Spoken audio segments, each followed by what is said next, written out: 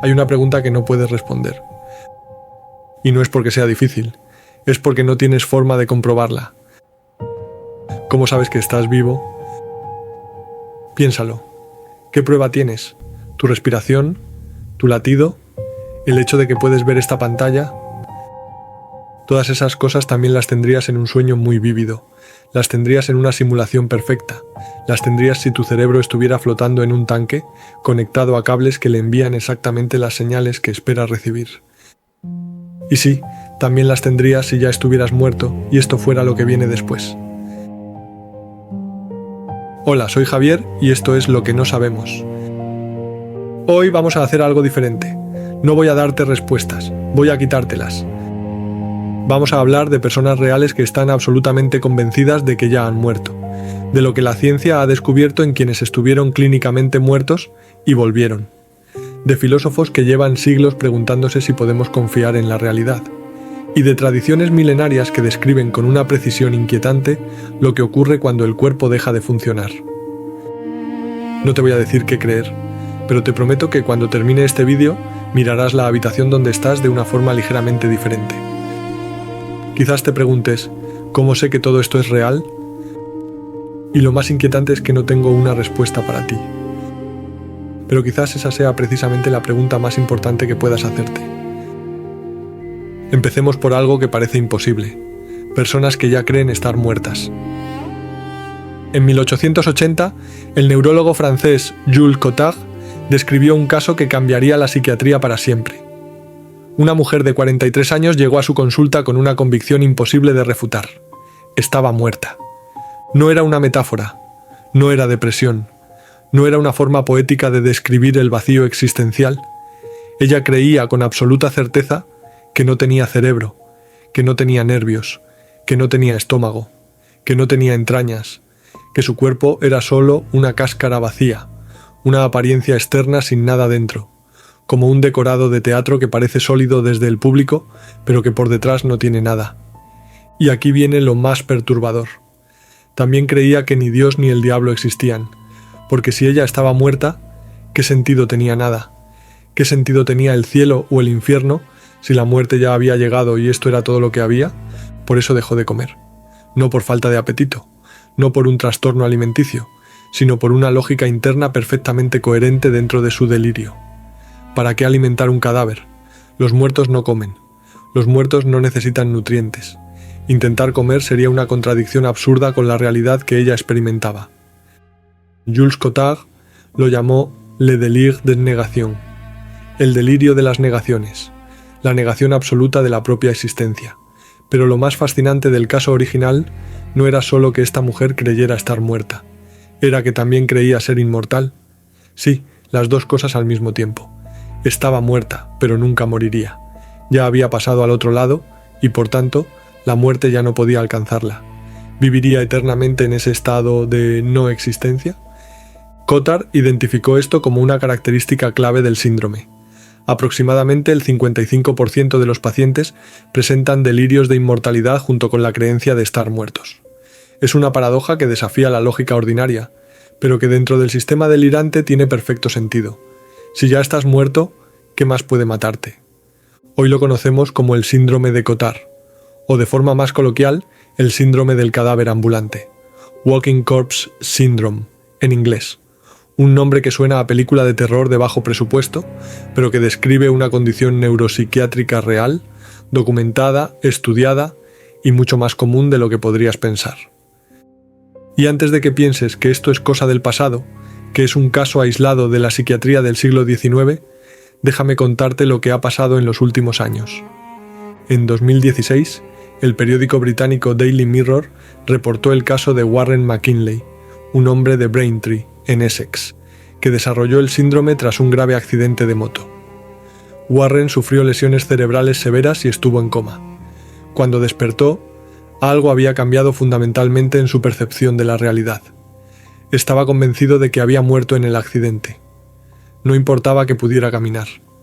No importaba que pudiera hablar con su familia. No importaba que pudiera comer, beber, sentir el sol en la cara. Para Warren, todo eso era una ilusión. Él ya no existía. El Warren real había muerto en aquella carretera, y lo que quedaba era algo más, un eco, una sombra, un fantasma que no sabía que era un fantasma. Hay otro caso en la literatura médica, conocido solo por las iniciales WI para proteger su identidad. Este paciente fue estudiado en 1990 después de sufrir un traumatismo craneal. Tras ser dado de alta del hospital, WI llegó a creer que había muerto de sida o de septicemia, no estaba seguro de cuál, y que ahora estaba en el infierno. Lo más fascinante de WI es lo que revelaron las pruebas neuropsicológicas. Cuando los investigadores le mostraban fotografías de personas y le preguntaban si estaban vivas o muertas, podía distinguir perfectamente. Sabía que su madre estaba viva, sabía que los médicos estaban vivos, sabía que las enfermeras estaban vivas, pero cuando se miraba a sí mismo en el espejo, cuando le preguntaban sobre su propio estado, ahí la lógica se rompía completamente. Él era la única excepción. Todo el mundo estaba vivo excepto él. Cuando WI fue tratado con antidepresivos, algo interesante ocurrió. Sus delirios de estar muerto comenzaron a disminuir. En aproximadamente un mes, ya no estaba completamente convencido de haber fallecido. Todavía lo sospechaba, pero ya no era una certeza absoluta. Esto nos dice algo importante sobre la naturaleza del síndrome. No es simplemente una creencia loca que aparece de la nada.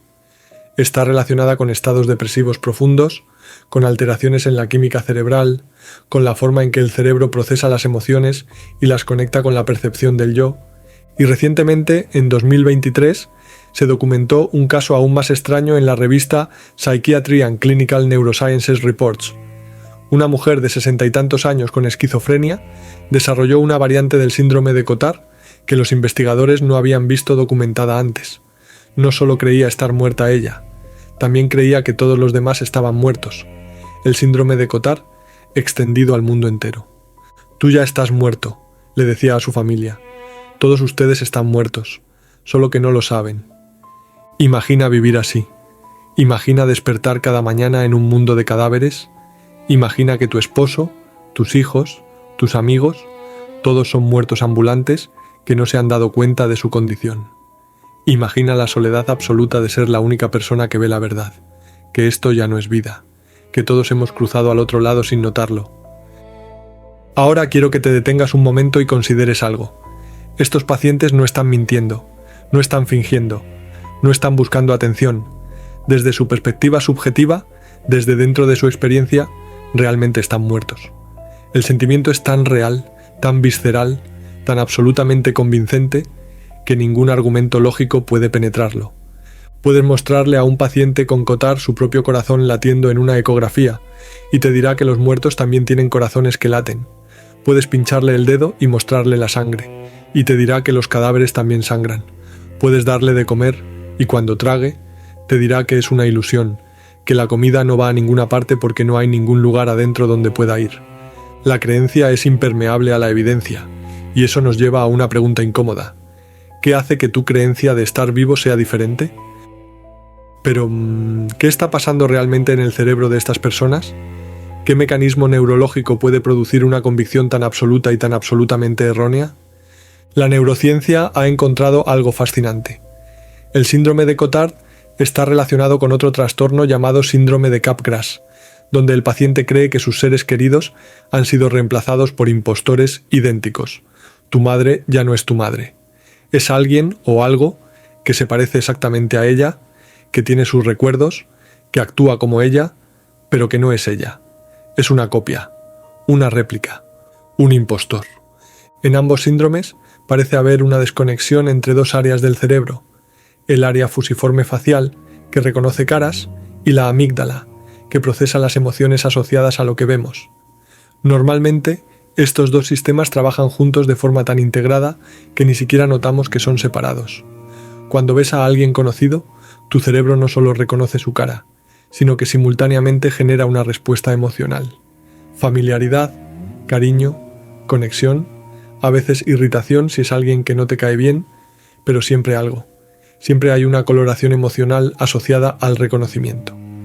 En el síndrome de Capgras, esa conexión emocional se rompe. La parte del cerebro que reconoce caras sigue funcionando perfectamente.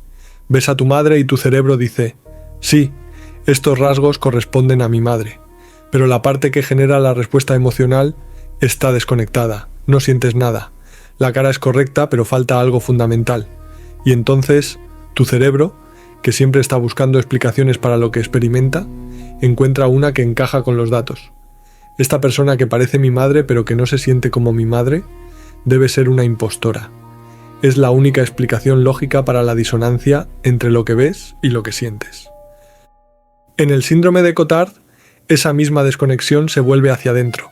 Te miras al espejo, la parte de tu cerebro que reconoce caras dice, sí, esta es mi cara, pero la parte que genera la respuesta emocional, esa sensación de que este cuerpo es mío, de que yo habito aquí, de que esta carne y estos huesos son la sede de mi existencia, esa parte no responde, silencio, vacío, nada, y tu cerebro, que no puede tolerar la incoherencia, que siempre necesita una narrativa que explique lo que está pasando, encuentra una explicación. Esto no soy yo. Este cuerpo no me pertenece. No hay conexión porque no hay nada que conectar. Yo ya no existo. Estoy muerto. Es una conclusión lógica dentro de un sistema de información defectuoso. El cerebro está haciendo exactamente lo que siempre hace: construir una historia coherente a partir de los datos disponibles. El problema es que los datos están corruptos. Aquí es donde la cosa se pone realmente interesante, porque si el sentimiento de estar vivo es solo eso, un sentimiento, una construcción del cerebro generada por conexiones neuronales específicas entre áreas que procesan la percepción y áreas que procesan las emociones. Entonces, la pregunta que emerge es profundamente perturbadora. ¿Cómo sabes tú que ese sentimiento que tienes ahora mismo, ese sentimiento de estar vivo, de existir, de ser real, es verdadero? ¿Cómo sabes que tu cerebro no está simplemente generando esa sensación de la misma forma en que el cerebro de un paciente con Cotard genera la sensación contraria? ¿Qué evidencia tienes, más allá del sentimiento mismo, de que realmente estás vivo? Esta pregunta no es nueva. Los filósofos llevan siglos torturándose con ella, y las respuestas que han encontrado no son precisamente reconfortantes. En 1641, el filósofo francés René Descartes se encerró en una habitación calentada por una estufa y decidió dudar de absolutamente todo. Todo lo que creía saber, todo lo que daba por sentado, lo sometió a la pregunta más radical posible. ¿Y si estoy equivocado? ¿Y si mis sentidos me engañan? A veces lo hacen. Veo espejismos en el desierto. Escucho mi nombre cuando nadie me ha llamado. Siento que mi teléfono vibra en mi bolsillo cuando no lo hace. Si los sentidos pueden engañarme algunas veces, ¿cómo sé que no me engañan siempre? ¿Y si estoy soñando? He tenido sueños que parecían completamente reales mientras los soñaba. Solo al despertar me di cuenta de que no lo eran. ¿Cómo sé que no estoy soñando ahora mismo? ¿Qué prueba tengo de que esto es la vigilia y no otro sueño muy elaborado? Y entonces Descartes propuso su experimento mental más famoso, el demonio maligno. Imagina, decía, que existe un ser todopoderoso, no un Dios bueno sino un demonio malicioso, cuyo único propósito es engañarte. Este demonio tiene el poder de crear una ilusión perfecta de la realidad. Todo lo que ves, oyes, tocas, hueles, saboreas, todo sería fabricado por él.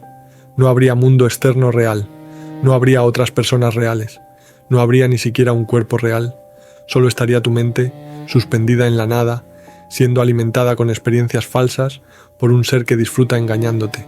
¿Cómo podrías saber la diferencia? Si la ilusión es perfecta, por definición, no podrías detectarla. Cualquier prueba que intentaras hacer también sería parte de la ilusión. La respuesta de Descartes fue su famoso cogito ergo sum. Pienso, luego existo. Incluso si todo es una ilusión, incluso si el demonio me engaña en absolutamente todo, hay algo que no puede ser falso: el hecho de que estoy pensando. Para ser engañado, tengo que existir. Para dudar, tengo que existir. Al menos sé que hay algo que está teniendo estas experiencias, aunque no sepa nada más sobre la naturaleza de ese algo. Pero aquí está el problema. ¿Eso no resuelve la cuestión? ¿Solo la aplaza? Vale, existo como cosa pensante. ¿Y qué? Eso no me dice nada sobre si el mundo que percibo es real. Eso no me dice si tengo un cuerpo o si mi cuerpo es una ilusión. Eso no me dice si las otras personas existen o si son solo figuras en mi sueño. Descartes pasó el resto de sus meditaciones intentando reconstruir el conocimiento desde esa base mínima, pero sus argumentos dependen de pruebas de la existencia de Dios que muy pocos filósofos hoy encuentran convincentes. 340 años después, en 1981, el filósofo estadounidense Hilary Putnam actualizó el escenario de Descartes para la era tecnológica. El demonio maligno era difícil de imaginar para mentes modernas, pero ¿y un científico loco con tecnología avanzada? Eso era otra cosa. Imagina, propuso Putnam, que mientras dormías, un científico loco entró en tu habitación, te anestesió, te abrió el cráneo y extrajo tu cerebro cuidadosamente. Lo colocó en una cubeta, un tanque lleno de nutrientes especiales que mantienen vivo el tejido cerebral, y luego conectó cada una de tus neuronas, los miles de millones de neuronas de tu cerebro, a un superordenador mediante cables finísimos. Este ordenador está programado para enviar exactamente los mismos impulsos eléctricos que tu cerebro recibiría si siguiera dentro de tu cráneo, conectado a un cuerpo, percibiendo un mundo real. Desde la perspectiva del cerebro, absolutamente nada habría cambiado. Seguirías viendo tu habitación, pero no hay habitación. Seguirías sintiendo tus manos, pero no tienes manos. Seguirías convencido de que estás sentado viendo este vídeo, pero no hay vídeo, no hay pantalla, no hay silla, no hay tú en el sentido que normalmente entendemos la palabra. Solo hay un cerebro flotando en un líquido, recibiendo señales eléctricas, soñando que tiene una vida. El argumento de Putnam es famoso porque intentó demostrar que la hipótesis del cerebro en una cubeta es autorrefutante. Su razonamiento era complejo, basado en teorías sobre el significado del lenguaje.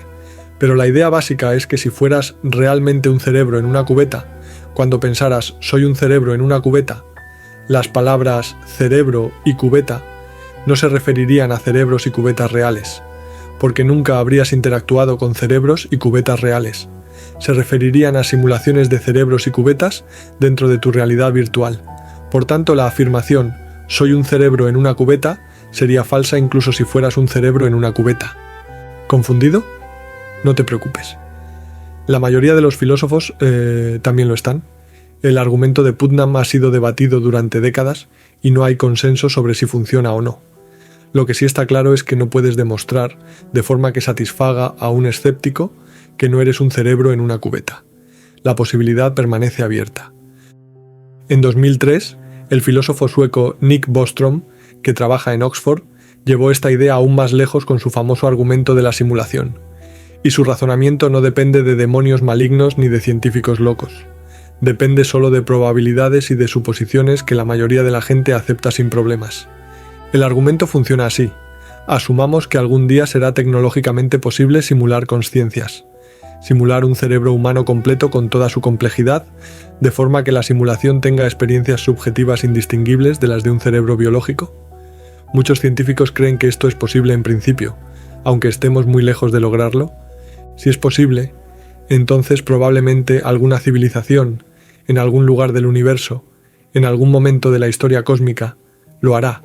Y si lo hacen, ¿por qué harían una sola simulación? Con suficiente poder computacional podrían hacer miles, millones, billones. Podrían simular civilizaciones enteras, con miles de millones de conciencias simuladas cada una, corriendo en paralelo. Ahora, si eso ocurre, entonces el número de consciencias simuladas en el universo supera enormemente al número de consciencias originales o biológicas. Por cada consciencia real, habría millones de simuladas. Lo que significa que, si eliges una consciencia al azar de todas las consciencias que existen, la probabilidad abrumadora es que sea simulada, no real.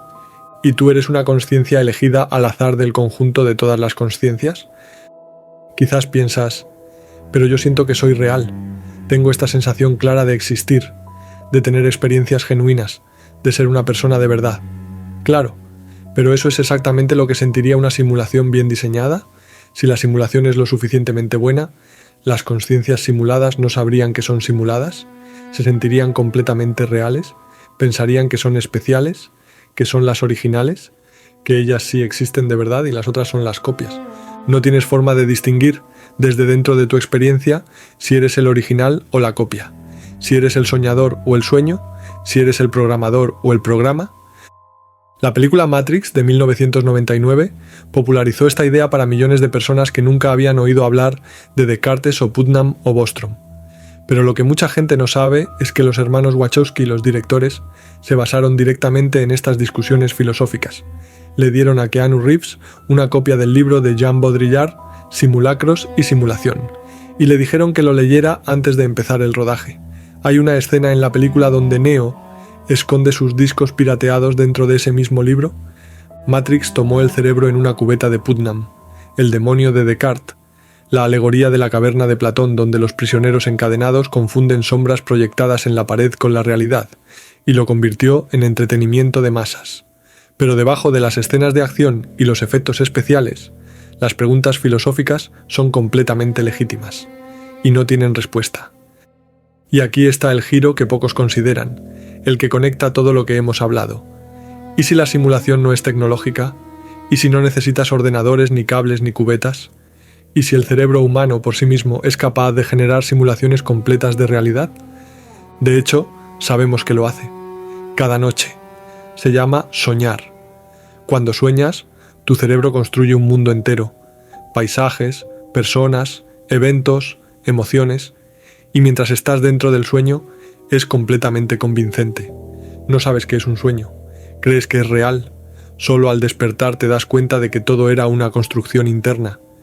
¿Y si la muerte es como despertar de un sueño? ¿Y si lo que llamamos vida es el sueño, y lo que viene después es despertar a una realidad más fundamental? ¿Y si lo que llamamos vida después de la muerte es simplemente otro nivel de experiencia que la consciencia tiene cuando se desconecta del cuerpo físico? Antes de seguir, necesito hablarte de algo que quizás te resulte familiar, algo que no requiere síndrome de Cotard ni experimentos filosóficos, algo que millones de personas perfectamente sanas experimentan regularmente. ¿Alguna vez has tenido la sensación de que lo que te rodea no es real? ¿De que estás viendo tu vida como si fuera una película proyectada en una pantalla? ¿De que hay un cristal invisible entre tú y el mundo, una barrera sutil que te separa de todo lo demás? ¿De que podrías estirar la mano y tocar las cosas pero que de alguna forma no las alcanzarías realmente? Si la respuesta es sí, no estás solo, no estás loco. No te está pasando nada malo. Más de la mitad de las personas experimentan algo así, al menos una vez en su vida. Suele ocurrir en momentos de estrés extremo, de falta de sueño, de crisis emocional. El cerebro, abrumado, se desconecta ligeramente de la experiencia inmediata como mecanismo de protección. Se llama desrealización. Y su prima hermana, la despersonalización, es cuando sientes que tú mismo no eres real, que te observas desde fuera de tu propio cuerpo, que la persona que está viviendo tu vida es otra y tú eres solo un espectador pasivo. Para la mayoría, estos episodios son breves, minutos, quizás horas.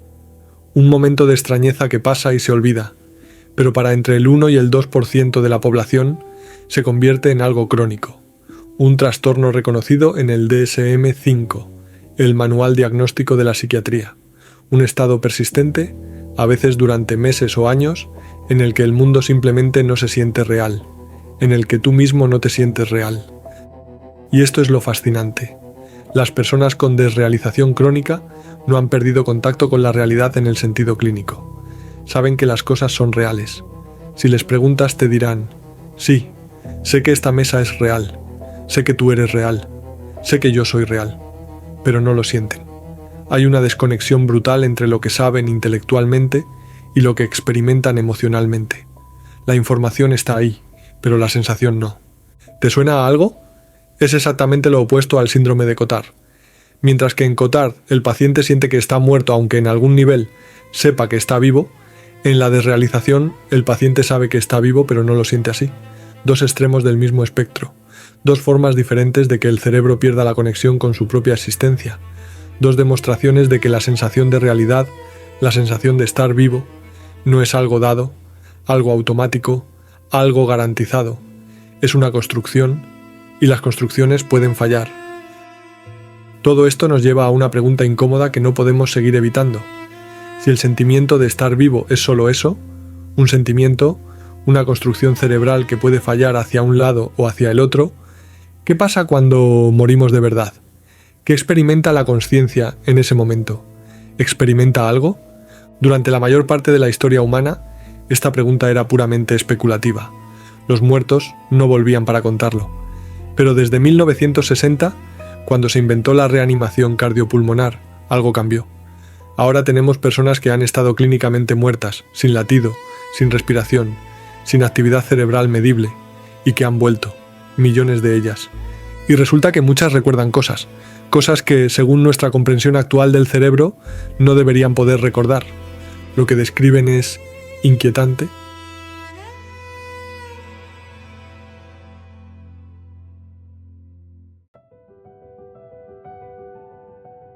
En 1960, dos médicos llamados Peter Safar y James Elam publicaron un descubrimiento que cambiaría la historia de la medicina para siempre: la reanimación cardiopulmonar, el CPR, un conjunto de técnicas que permitían, por primera vez en la historia humana, traer a personas de vuelta de la muerte.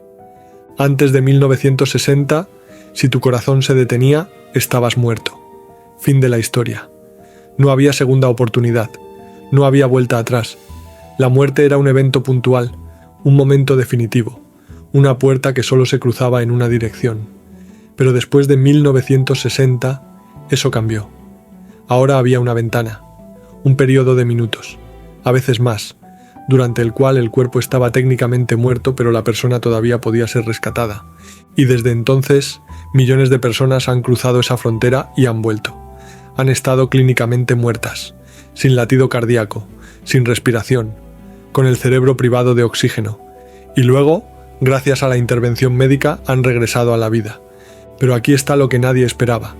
Muchas de ellas recuerdan cosas que ocurrieron mientras estaban muertas, cosas que, según todo lo que sabemos sobre cómo funciona el cerebro, no deberían ser capaces de recordar.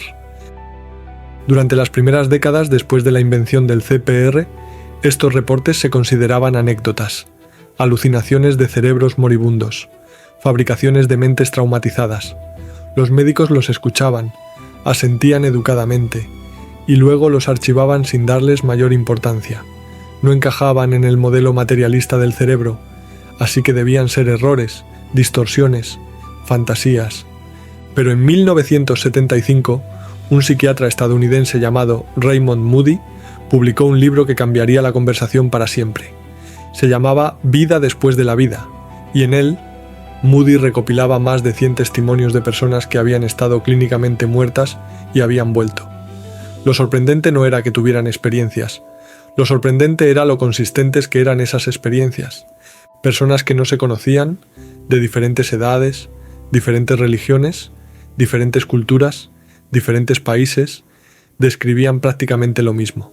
Una sensación de paz profunda, salir del propio cuerpo y verse desde arriba, moverse a través de un túnel hacia una luz, encontrarse con familiares fallecidos o seres de luz, experimentar una revisión completa de toda su vida y luego, a veces con reluctancia, volver al cuerpo. Moody acuñó el término experiencia cercana a la muerte para describir este fenómeno. Y aunque su libro fue un éxito de ventas, la comunidad científica lo recibió con escepticismo. Eran solo anécdotas, decían. No había controles. No había metodología rigurosa.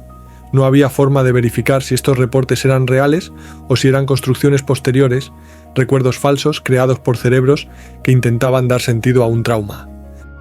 Y entonces, en 2001, algo cambió. Un cardiólogo holandés llamado Pim van Lommel publicó un estudio en The Lancet, una de las revistas médicas más prestigiosas y rigurosas del mundo. No era un libro de autoayuda, no era una recopilación de anécdotas. Era un estudio prospectivo, con metodología científica estricta, controles, grupos de comparación y seguimiento a largo plazo. Van Lommel había pasado más de una década diseñando y ejecutando este estudio. Su pregunta era simple pero profunda. ¿Qué porcentaje de personas que sufren paro cardíaco y son resucitadas reportan experiencias durante el periodo en que estuvieron clínicamente muertas? Y si las reportan, ¿qué características tienen esas experiencias? El estudio incluyó 344 pacientes consecutivos que sufrieron paro cardíaco en 10 hospitales holandeses entre 1988 y 1992. Todos fueron resucitados exitosamente, y todos fueron entrevistados pocos días después de su reanimación usando un protocolo estandarizado diseñado específicamente para este estudio. Los resultados fueron publicados en The Lancet el 15 de diciembre de 2001 y causaron una conmoción internacional. De los 344 pacientes, 62, el 18%, reportaron algún tipo de experiencia durante el periodo en que estuvieron clínicamente muertos. No fueron experiencias vagas o difusas, fueron experiencias estructuradas, con elementos específicos que se repetían una y otra vez. El 50% reportó consciencia de estar muerto, el 24% reportó una experiencia fuera del cuerpo, el 31% reportó moverse a través de un túnel, el 32% reportó ver un paisaje celestial, el 32% reportó encontrarse con personas fallecidas, el 23% reportó ver una luz brillante, el 13% reportó una revisión de su vida, y el 8% reportó percibir una frontera o límite. Pero lo más importante no eran los porcentajes, era lo que Van Lommel no encontró. No encontró correlación entre la profundidad de las experiencias y la duración del paro cardíaco. Pacientes que estuvieron muertos durante un minuto reportaban experiencias tan profundas como pacientes que estuvieron muertos durante 10 minutos. No encontró correlación con los medicamentos administrados durante la reanimación. No encontró correlación con factores psicológicos previos, con religiosidad, con miedo a la muerte, con conocimiento previo sobre experiencias cercanas a la muerte. En otras palabras, no pudo identificar ningún factor que predijera quién tendría una experiencia y quién no. Era como si algo completamente diferente, algo que no estábamos midiendo, determinara si una persona tendría consciencia durante su muerte clínica.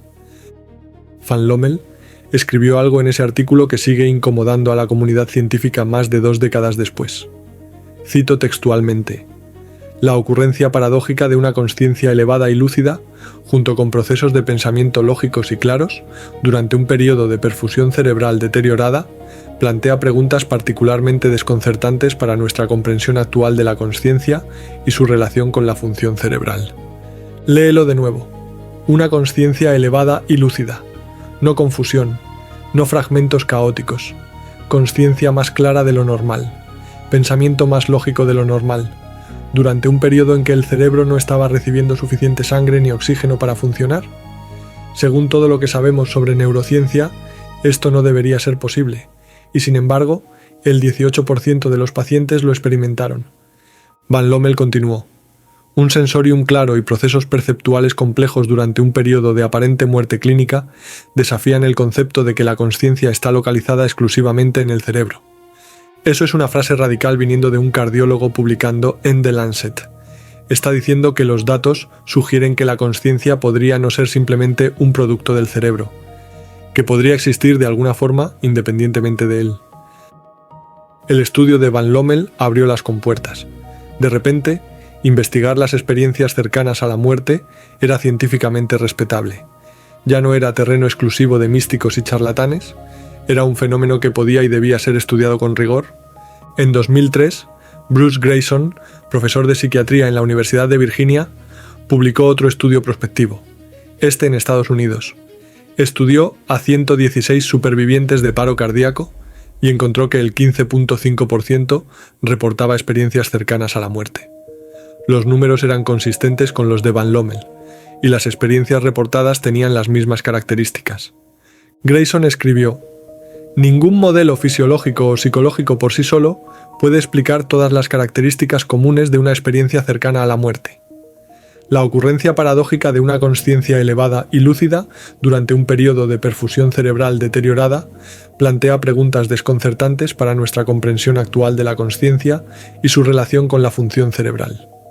Casi las mismas palabras que Van Lommel, 2 investigadores independientes en 2 continentes diferentes, llegando a la misma conclusión incómoda. Pero el estudio que realmente puso las experiencias cercanas a la muerte en el centro del debate científico fue el estudio AWARE. AWARE significa Awareness During Resuscitation, conciencia durante la resucitación. Fue diseñado por el Dr. Sam Parnia, un especialista en cuidados intensivos que trabaja en la Universidad de Southampton en el Reino Unido y ahora en la Universidad de Nueva York.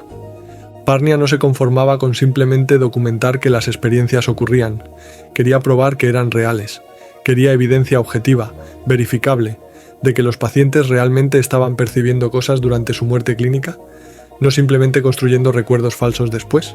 Para eso, diseñó un experimento ingenioso. En las salas de reanimación de 15 hospitales participantes, colocó imágenes en estantes altos, cerca del techo. Estas imágenes solo eran visibles desde arriba. Si un paciente realmente estaba saliendo de su cuerpo y flotando hacia el techo, como muchos reportaban, debería ser capaz de ver esas imágenes y describirlas después. El estudio se realizó entre 2008 y 2012 e incluyó a 2.060 pacientes que sufrieron paro cardíaco. De esos, 330 sobrevivieron el tiempo suficiente para ser dados de alta del hospital, y de esos supervivientes, 140 pudieron completar las entrevistas de seguimiento. Los resultados fueron publicados en la revista Resuscitation en octubre de 2014 y fueron fascinantes. El 39% de los supervivientes que pudieron ser entrevistados describieron algún tipo de percepción de consciencia durante el periodo en que estuvieron clínicamente muertos. Pero la mayoría de ellos no podían recordar detalles específicos. Algo había pasado, sentían que algo había pasado, pero no podían decir qué.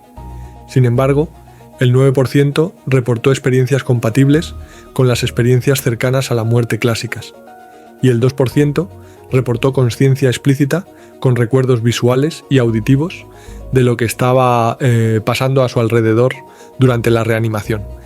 Y aquí es donde se pone interesante. Uno de los pacientes pudo describir con precisión verificable lo que los médicos estaban haciendo mientras lo reanimaban. Describió el sonido de una máquina que emitía pitidos a intervalos regulares. Describió las acciones del equipo médico. Describió detalles que fueron posteriormente verificados con el personal que estuvo presente. Y lo más importante, los registros médicos mostraron que su consciencia pareció estar presente durante al menos 3 minutos después de que su corazón dejara de latir. 3 minutos.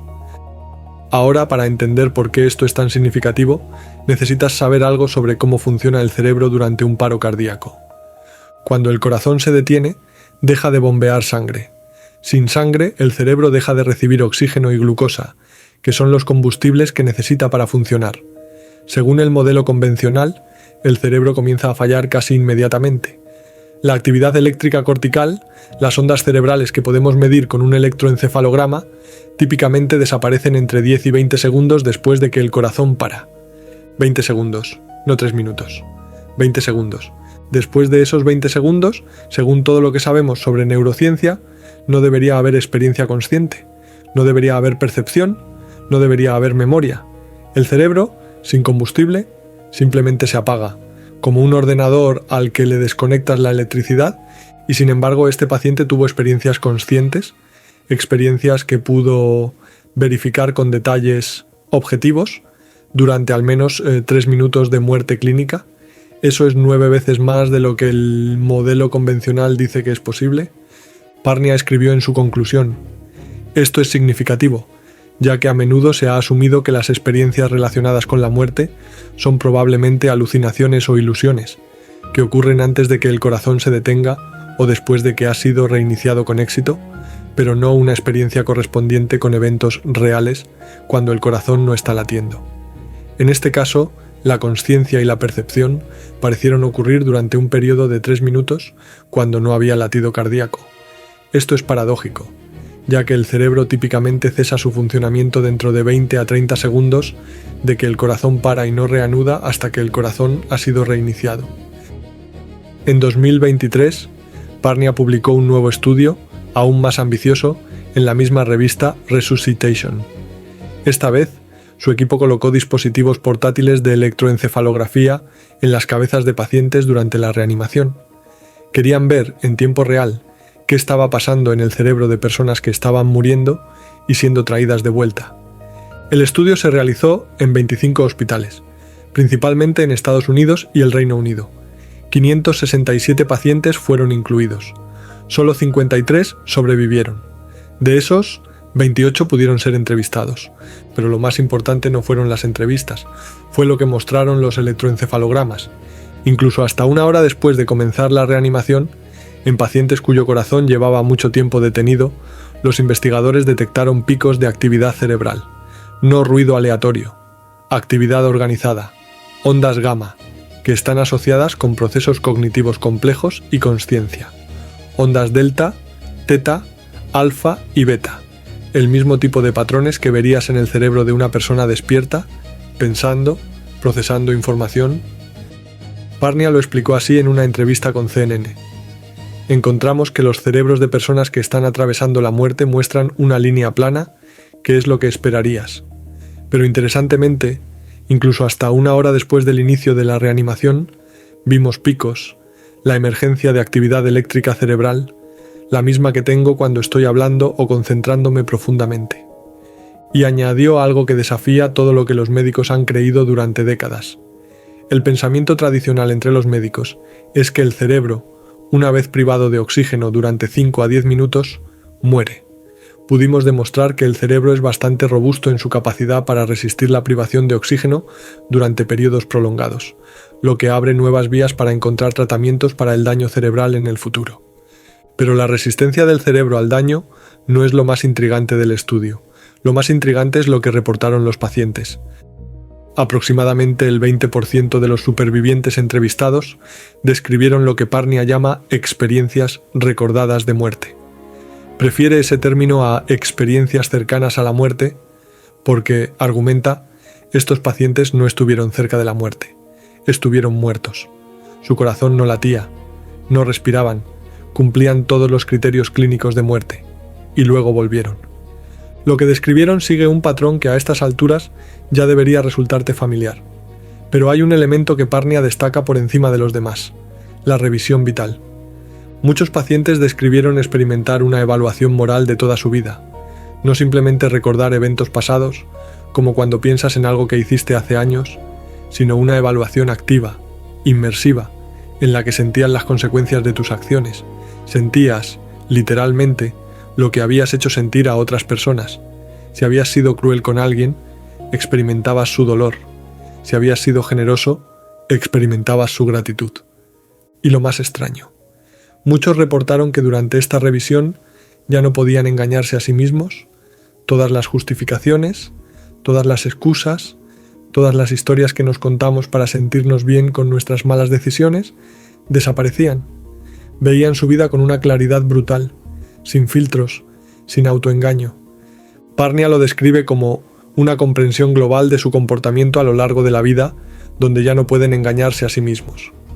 Como si algo o alguien les estuviera mostrando quiénes habían sido realmente y les estuviera preguntando: ¿estás satisfecho con esto? De todos los casos documentados en décadas de investigación sobre experiencias cercanas a la muerte, hay uno del estudio original de Van Lommel que sigue desconcertando a los investigadores. Es el caso que más frecuentemente se cita cuando se discute la posibilidad de que estas experiencias sean más que alucinaciones. Un hombre de 44 años fue traído al hospital en coma profundo. Estaba cianótico, azul, por falta de oxígeno, hipotérmico, con la temperatura corporal peligrosamente baja, sin pulso detectable.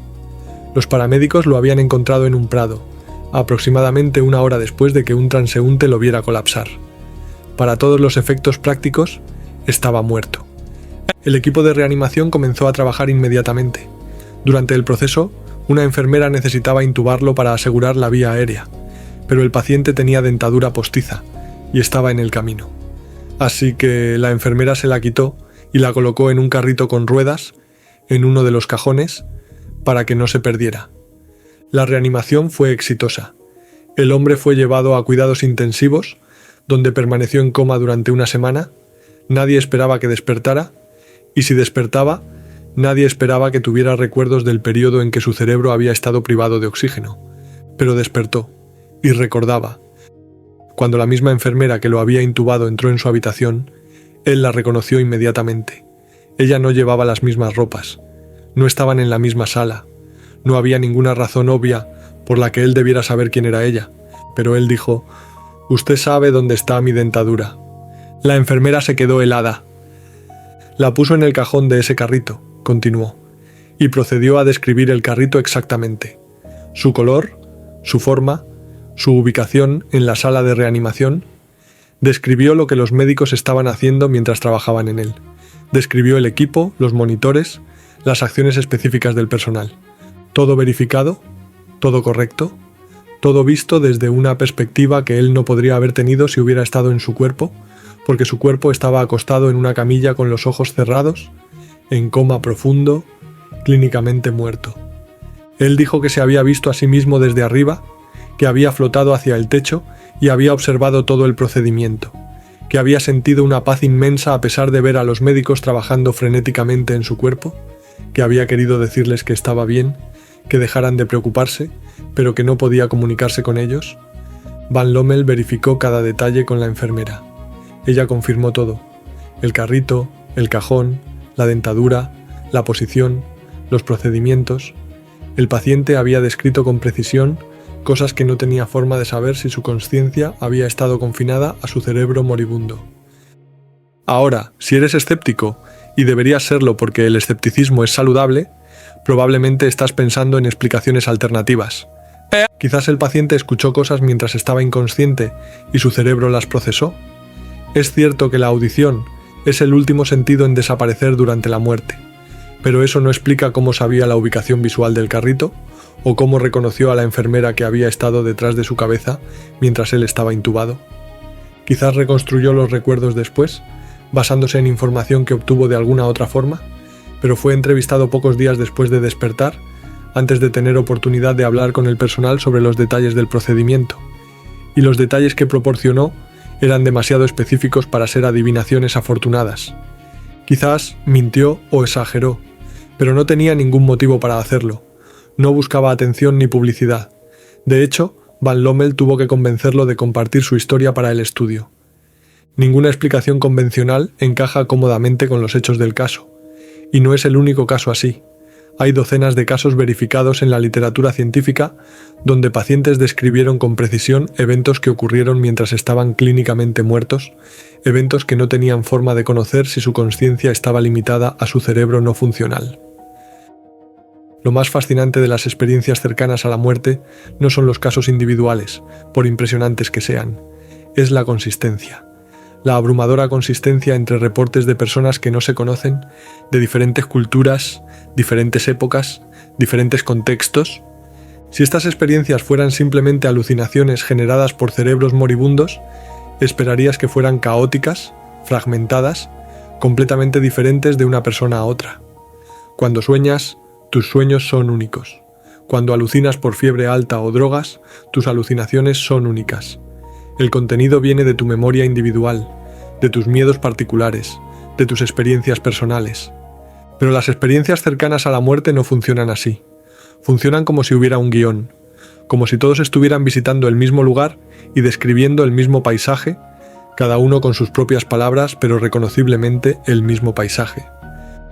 Primero, casi universalmente hay una sensación de paz profunda. El dolor desaparece, el miedo desaparece. Incluso si la persona estaba sufriendo intensamente momentos antes, incluso si la muerte fue violenta o traumática, hay una calma que muchos describen como más profunda que cualquier cosa que hayan experimentado en vida.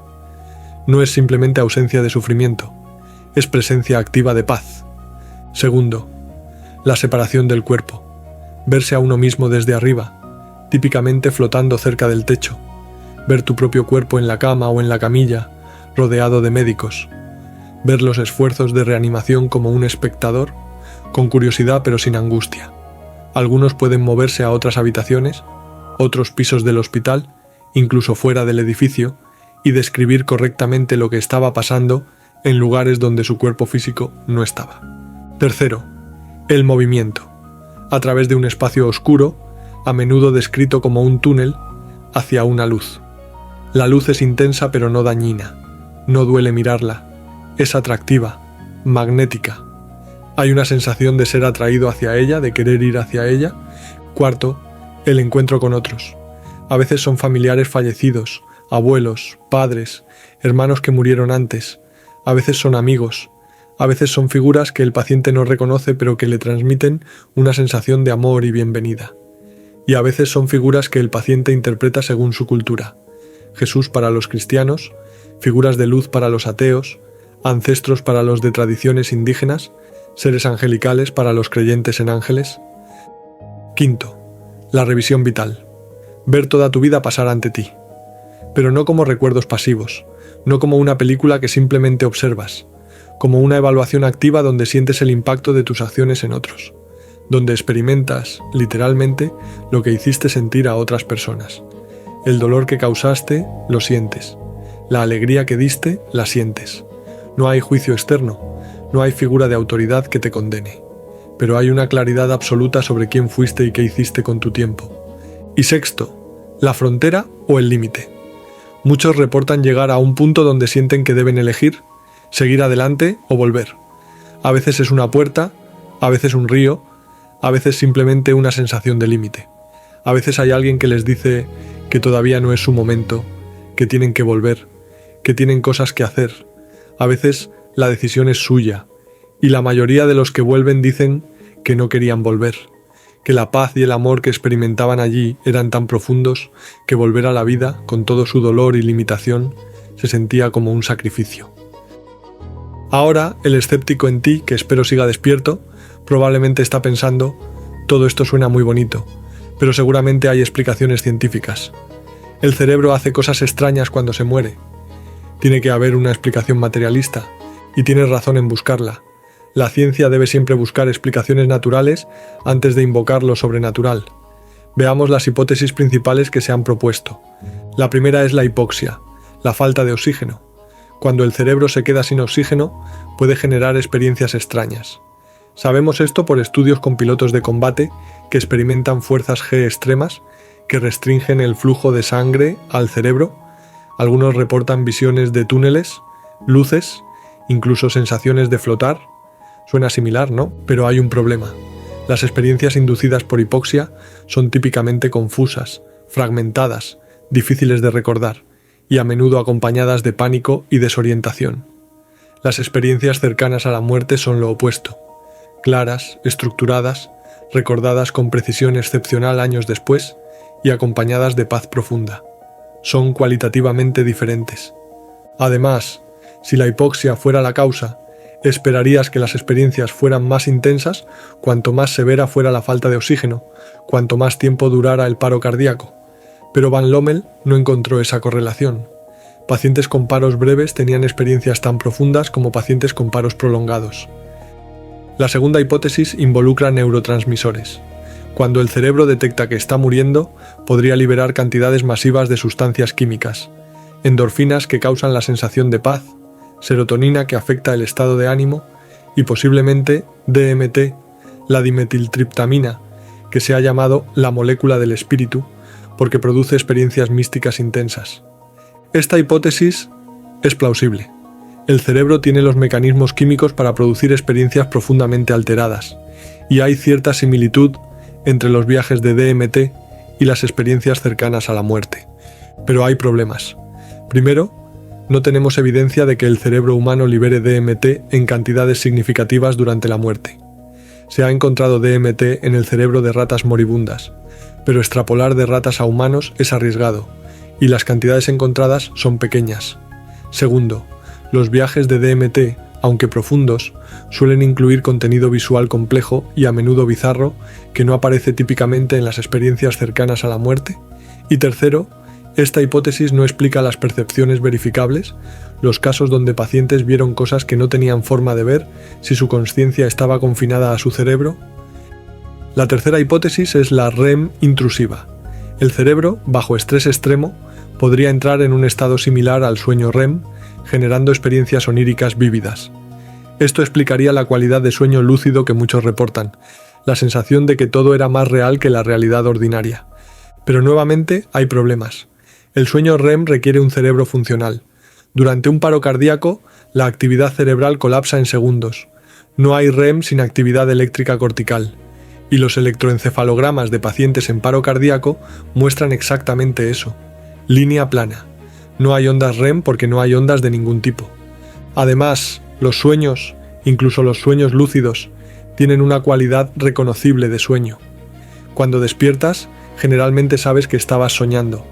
Las personas que tienen experiencias cercanas a la muerte insisten, a menudo con énfasis, en que no fue un sueño, que fue más real que la vigilia ordinaria, que la vida normal, comparada con aquello, es lo que parece un sueño.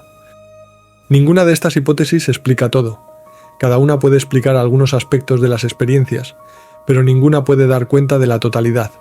La consistencia entre culturas, la claridad y coherencia de las experiencias, las percepciones verificables y, sobre todo, el hecho de que ocurren durante periodos en que el cerebro, según todo lo que sabemos, no debería poder producir ninguna experiencia. Van Lommel, después de décadas investigando este fenómeno, llegó a una conclusión que sigue incomodando a muchos. La investigación científica sobre experiencias cercanas a la muerte durante paro cardíaco cuestiona el paradigma puramente materialista en la ciencia. Una consciencia clara y compleja durante un periodo de perfusión cerebral deteriorada desafía el concepto de que la consciencia está localizada exclusivamente en el cerebro. No está diciendo que haya probado la existencia del alma, no está diciendo que haya probado la vida después de la muerte. Está diciendo algo más modesto pero igualmente radical, que los datos no encajan con nuestro modelo actual de cómo funciona la mente, que necesitamos expandir o revisar ese modelo, que la relación entre cerebro y consciencia es más complicada, más misteriosa de lo que habíamos asumido. Pero si la consciencia puede existir, aunque sea brevemente, independientemente de un cerebro funcional, ¿qué pasa cuando la desconexión es permanente? ¿Qué pasa cuando no hay reanimación? ¿Cuando el cuerpo no vuelve a arrancar? ¿Cuando la muerte es definitiva? Las experiencias cercanas a la muerte son, por definición, incompletas. Son el comienzo de un viaje que fue interrumpido. Los que vuelven solo pueden contarnos lo que vieron en la antesala. No pueden decirnos qué hay más allá de la puerta. Pero hay tradiciones que afirman saberlo. Tradiciones que llevan miles de años describiendo, con notable precisión y detalle, lo que ocurre cuando la consciencia se separa permanentemente del cuerpo. Y lo que describen es inquietantemente similar a lo que reportan los pacientes modernos.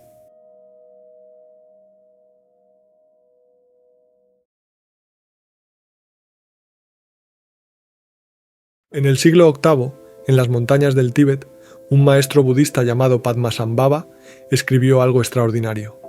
No era un tratado filosófico, no era una colección de enseñanzas espirituales abstractas, era algo mucho más práctico y mucho más extraño. ¿Un manual de instrucciones para morir? Se llamaba Bardo Thodol, que se traduce aproximadamente como la liberación a través de escuchar en el estado intermedio. En Occidente lo conocemos como el libro tibetano de los muertos, aunque ese nombre es una invención de los traductores occidentales inspirados por el libro egipcio de los muertos. Los tibetanos nunca lo llamaron así. Lo que hace único a este texto no es solo su contenido, es su propósito. Fue diseñado para ser leído en voz alta a personas que estaban muriendo o que acababan de morir. Los monjes tibetanos se sentaban junto al lecho de muerte y recitaban el texto, a veces durante días, guiando a la consciencia del difunto a través de las etapas de la muerte. Piensa en eso un momento. Hace más de 1200 años, en una cultura sin acceso a la medicina moderna, sin conocimiento de la reanimación cardiopulmonar, sin estudios científicos sobre experiencias cercanas a la muerte, había personas que creían firmemente que la consciencia seguía escuchando después de que el cuerpo dejara de funcionar, que había algo ahí, algo que podía recibir instrucciones, algo que necesitaba guía para navegar lo que venía después. Y lo que describían que venía después es inquietantemente similar a lo que reportan los pacientes modernos. La palabra clave en el título es bardo. En tibetano, bardo significa literalmente estado intermedio, o entre dos. No es un lugar, no es el cielo, ni el infierno, ni el purgatorio. Es un estado de consciencia, una forma de experiencia que ocurre entre otras formas de experiencia. Y aquí está lo fascinante. Según la tradición tibetana, no hay un solo bardo. Hay 6, y no todos ocurren después de la muerte. De hecho, 3 de ellos los estás experimentando ahora mismo. El primer bardo es el bardo de la vida ordinaria, el estado de vigilia que experimentas mientras lees esto. Es un estado intermedio porque está entre el nacimiento y la muerte. No es permanente, no es tu estado natural. Es una configuración temporal de la consciencia que terminará. El segundo bardo es el bardo del sueño. Cada noche, cuando te duermes, tu consciencia entra en un estado completamente diferente. Experimentas mundos enteros que no existen físicamente. Interactúas con personas que no están ahí. Sientes emociones reales por eventos imaginarios. Y mientras estás dentro del sueño, no sabes que es un sueño. Es completamente convincente hasta que despiertas. El tercer bardo es el bardo de la meditación. Estados alterados de consciencia que pueden alcanzarse a través de prácticas contemplativas. Estados donde la percepción ordinaria se disuelve y emergen formas diferentes de experiencia. Estos 3 bardos ocurren durante la vida. Los otros 3 ocurren durante y después de la muerte. El cuarto bardo es el bardo del momento de la muerte, y aquí es donde el texto se vuelve extraordinariamente específico. Según el bardo Todol, en el momento exacto de la muerte, cuando la consciencia se separa del cuerpo, hay una experiencia que el texto llama la clara luz de la muerte. Es descrita como una luminosidad primordial, la naturaleza fundamental de la realidad sin ningún filtro, sin ninguna distorsión, sin ninguna de las limitaciones que normalmente impone el cerebro y los sentidos.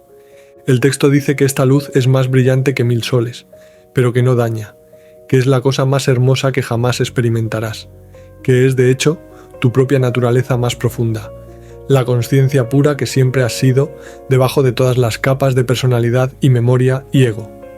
Y aquí viene la parte crucial. Si reconoces esta luz por lo que es, si te das cuenta de que eres tú, que siempre has sido tú, entonces la liberación es instantánea. No hay más muerte, no hay más renacimiento, no hay más sufrimiento. Te fundes con la realidad última y el ciclo termina. Pero la mayoría no la reconoce. La luz es tan intensa, tan diferente de cualquier cosa experimentada en vida, que produce miedo. La consciencia se retrae, se cierra, y entonces comienza el siguiente bardo. Ahora detente y piensa en lo que reportan los pacientes modernos de experiencias cercanas a la muerte. ¿Cuál es uno de los elementos más consistentes? Una luz brillante, intensa, más brillante que cualquier cosa que hayan visto, pero que no daña los ojos. Una luz que atrae, que produce paz, que se siente como amor puro. Un texto escrito hace 1300 años en el Tíbet, sin ningún contacto con la medicina occidental moderna, describe exactamente el mismo fenómeno. ¿Coincidencia? Quizás. ¿O quizás están describiendo la misma experiencia desde diferentes marcos culturales? El quinto bardo es el bardo de la realidad, o bardo del Dharmata. Este es el más extraño y el más difícil de comprender para la mente occidental. Según el texto, después de que la consciencia se retrae de la clara luz, comienza a experimentar visiones. Primero aparecen deidades pacíficas, figuras de luz radiante, seres de compasión infinita, presencias que emanan amor y sabiduría. Estas visiones duran aproximadamente 7 días, según la tradición. Luego las visiones cambian. Aparecen deidades coléricas, figuras aterradoras, con colmillos y llamas, bebiendo sangre de cráneos, rodeadas de fuego y destrucción. Estas visiones también duran aproximadamente 7 días. Y aquí está la enseñanza clave del texto, repetida una y otra vez. Todas estas visiones, tanto las pacíficas como las aterradoras, son proyecciones de tu propia mente. No son seres externos que vienen a juzgarte, son manifestaciones de tus propios contenidos psíquicos. Las deidades pacíficas son proyecciones de tus aspectos positivos, tu compasión, tu sabiduría, tu amor. Las deidades coléricas son proyecciones de tus aspectos negativos, tus miedos, tus odios, tus apegos. El texto insiste. Si reconoces que estas visiones son proyecciones tuyas, si te das cuenta de que el monstruo que te aterroriza es solo tu propio miedo tomando forma, entonces nuevamente hay liberación. Las visiones se disuelven porque ya no tienen poder sobre ti. Solo tienen poder mientras crees que son reales, mientras crees que son algo separado de ti que puede dañarte. Piensa ahora en lo que reportan algunos pacientes de experiencias cercanas a la muerte. La mayoría describe experiencias positivas: paz, luz, amor, encuentros con seres benevolentes. Pero una minoría significativa, quizás el 15%, reporta experiencias aterradoras, oscuridad, entidades amenazantes, sensaciones de terror. Durante décadas, los investigadores no sabían qué hacer con estas experiencias negativas. No encajaban en la narrativa reconfortante de que la muerte es un viaje hacia la luz.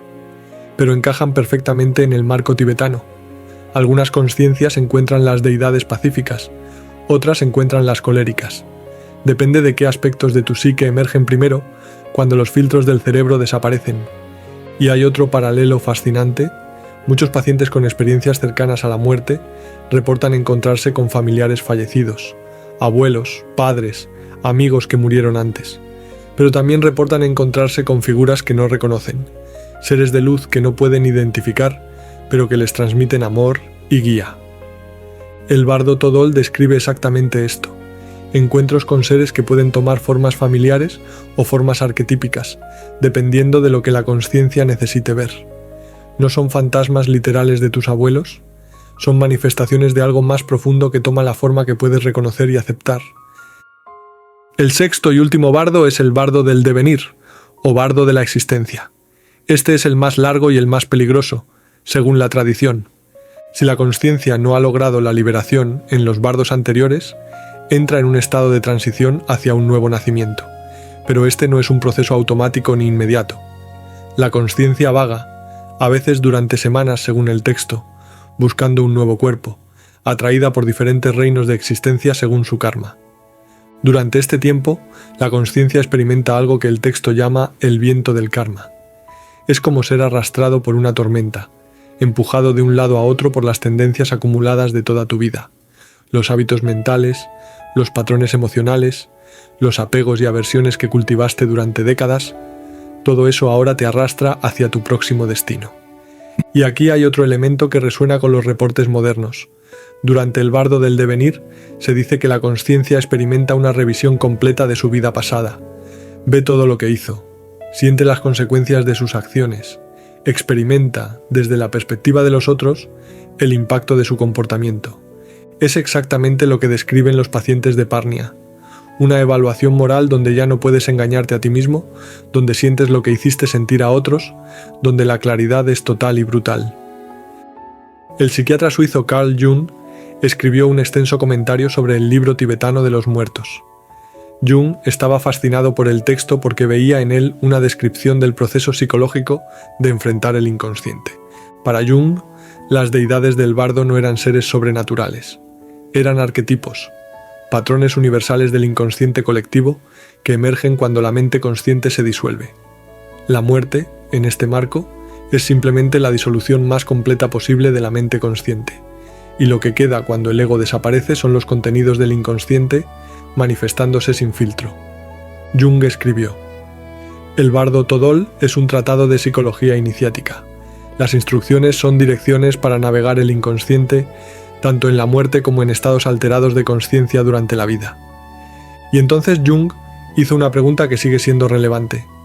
¿Y si el inconsciente y el más allá son lo mismo visto desde diferentes ángulos? ¿Y si lo que llamamos muerte es simplemente la entrada permanente a un territorio que visitamos brevemente cada noche cuando soñamos, cada vez que meditamos profundamente, cada vez que la consciencia ordinaria se afloja?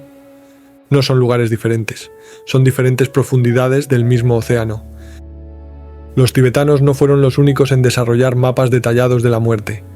Prácticamente todas las grandes civilizaciones de la historia lo hicieron, y lo fascinante es cuánto se parecen estos mapas entre sí, a pesar de haber sido creados por culturas que no tenían contacto entre ellas.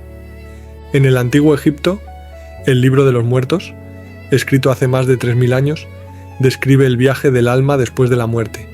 El alma debe pasar por una serie de pruebas, enfrentar guardianes, demostrar su valor ético. Hay un juicio donde el corazón del difunto se pesa contra una pluma, símbolo de la verdad.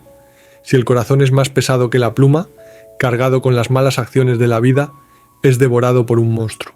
Si es más ligero, el alma pasa al reino de Osiris.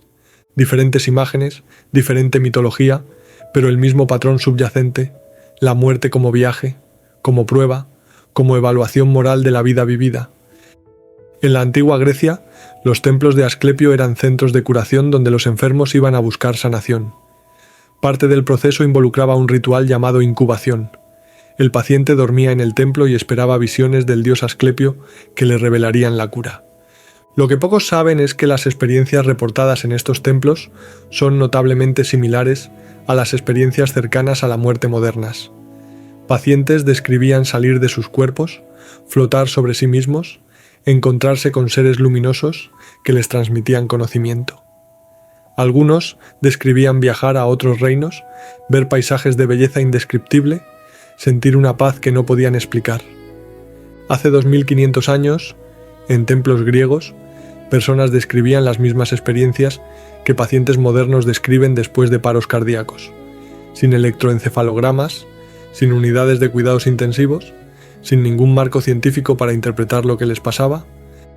Los pueblos aborígenes de Australia hablan del tiempo del sueño, una realidad más profunda que subyace bajo la realidad ordinaria. No es el pasado en el sentido lineal que nosotros entendemos. Es una dimensión que existe simultáneamente con el presente, accesible a través de sueños, rituales y ciertos estados de consciencia. Los ancianos enseñan que cuando morimos, volvemos al tiempo del sueño. No es un fin, es un retorno. La vida ordinaria es la excursión. El tiempo del sueño es el hogar. Y en las tradiciones de los nativos americanos hay prácticas como la búsqueda de visión, donde el buscador se aísla durante días, ayunando, sin agua a veces, hasta que tiene una experiencia visionaria. Estas experiencias típicamente incluyen una muerte simbólica, un encuentro con espíritus guía y el descubrimiento del propósito vital. Los elementos son los mismos: muerte, aunque sea simbólica, encuentro con seres de otro reino, revelación sobre el sentido de la vida, retorno transformado.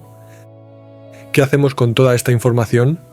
¿Qué conclusión podemos sacar de esta convergencia extraordinaria entre la neurociencia moderna, las experiencias reportadas por pacientes que han estado clínicamente muertos y las tradiciones espirituales de civilizaciones separadas por miles de años y miles de kilómetros? ¿Podemos tomar la posición escéptica? ¿Todo es coincidencia? ¿Los cerebros humanos son similares en todas partes, así que producen alucinaciones similares cuando se mueren? Las tradiciones espirituales simplemente codificaron estas alucinaciones en mitología. No hay nada más allá del cerebro, y cuando el cerebro muere, tú mueres. Fin de la historia. Es una posición coherente, es una posición que respeta el método científico, y es una posición que puede ser correcta. Pero también podemos tomar otra posición. Quizás la consistencia de estos reportes, a través de culturas y épocas, no es evidencia de un fallo común en el cerebro humano. Quizás es evidencia de que todos están describiendo el mismo territorio. Quizás hay algo ahí, algo que el cerebro normalmente filtra, algo que emerge cuando el filtro se desactiva, ya sea temporalmente durante una experiencia cercana a la muerte o permanentemente cuando la muerte es definitiva. Esta también es una posición coherente. No contradice ningún dato científico establecido, solo propone una interpretación diferente de los datos. Yo no sé cuál es la verdad. Nadie lo sabe. Y cualquiera que te diga que sabe con certeza qué pasa después de la muerte, ya sea que te diga que no hay nada o que te diga exactamente lo que hay, te está mintiendo o se está mintiendo a sí mismo. Pero sí sé algunas cosas. Sé que el síndrome de Cotard demuestra que el sentimiento de estar vivo es solo eso. Un sentimiento. Una construcción del cerebro que puede fallar. Lo que tú experimentas como la certeza absoluta de tu propia existencia es, neurológicamente, el resultado de conexiones específicas entre áreas específicas de tu cerebro. Cambia esas conexiones y esa certeza desaparece. Sé que los filósofos, desde Descartes hasta Bostrom, han demostrado que no podemos probar que la realidad que percibimos es la realidad real. Podría ser un cerebro en una cubeta. Podría ser una simulación. Podría ser un personaje en el sueño de alguien más. No hay forma de descartar estas posibilidades desde dentro de la experiencia.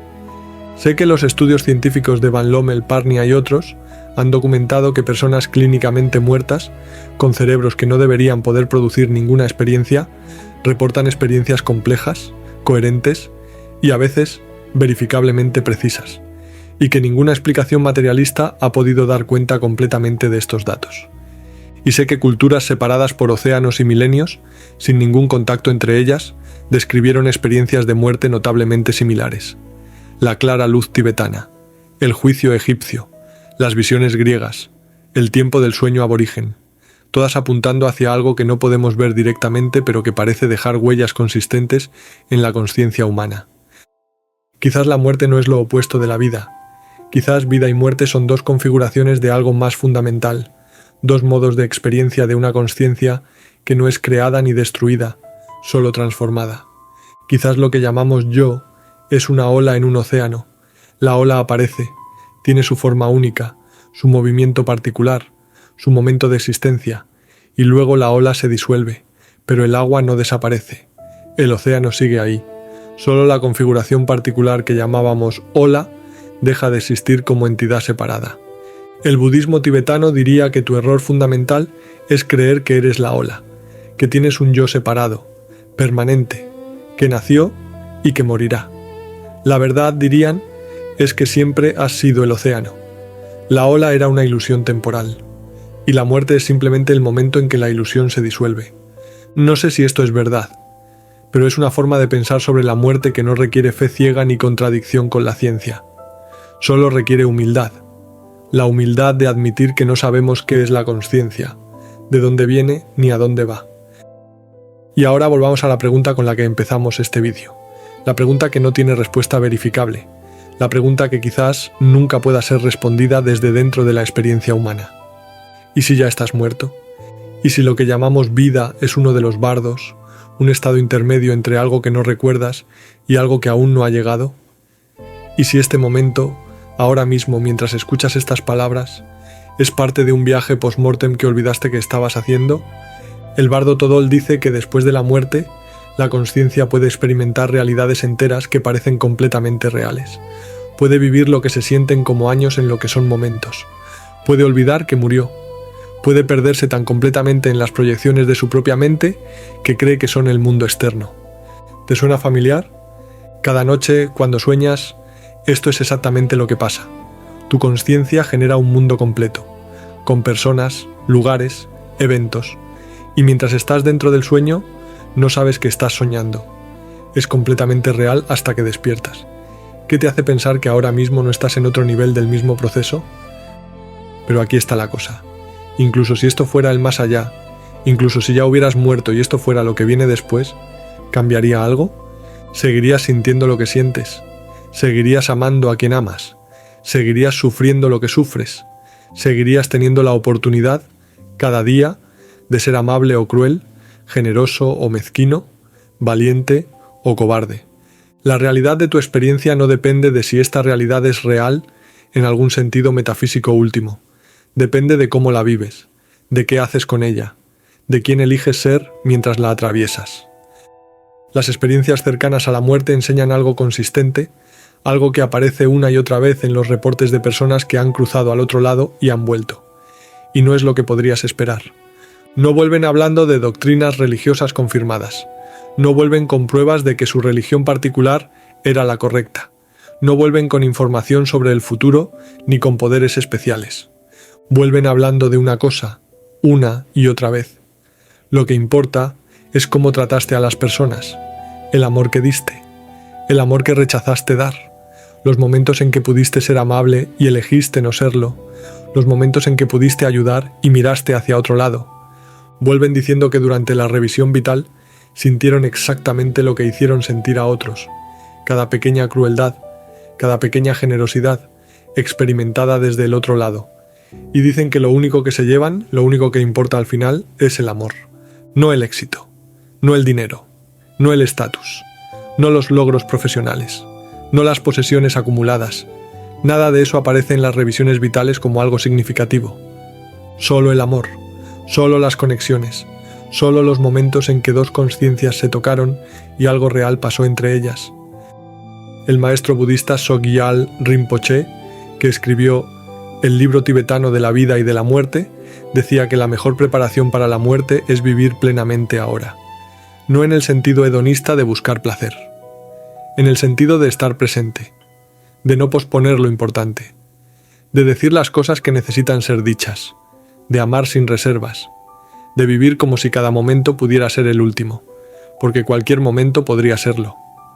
Decía que las personas que más miedo tienen a la muerte son las que sienten que no han vivido, que tienen asuntos pendientes, que hay cosas que querían hacer, personas a las que querían amar, palabras que querían decir y no lo hicieron. El miedo a la muerte es, en el fondo, el miedo a no haber vivido. Y las personas que mueren en paz, decía, son las que sienten que completaron algo, no que lograron todo lo que querían lograr, eso es imposible, sino que vivieron de acuerdo con sus valores, que amaron, que fueron amados, que su vida, aunque imperfecta, tuvo sentido. No sé si estás vivo o muerto, no sé si esto es la realidad base o una simulación o un sueño o un bardo, no sé qué pasa cuando el corazón se detiene y el cerebro se apaga y el cuerpo se enfría, pero sé que estás aquí, ahora, experimentando esto, escuchando estas palabras, sintiendo lo que sientes, pensando lo que piensas.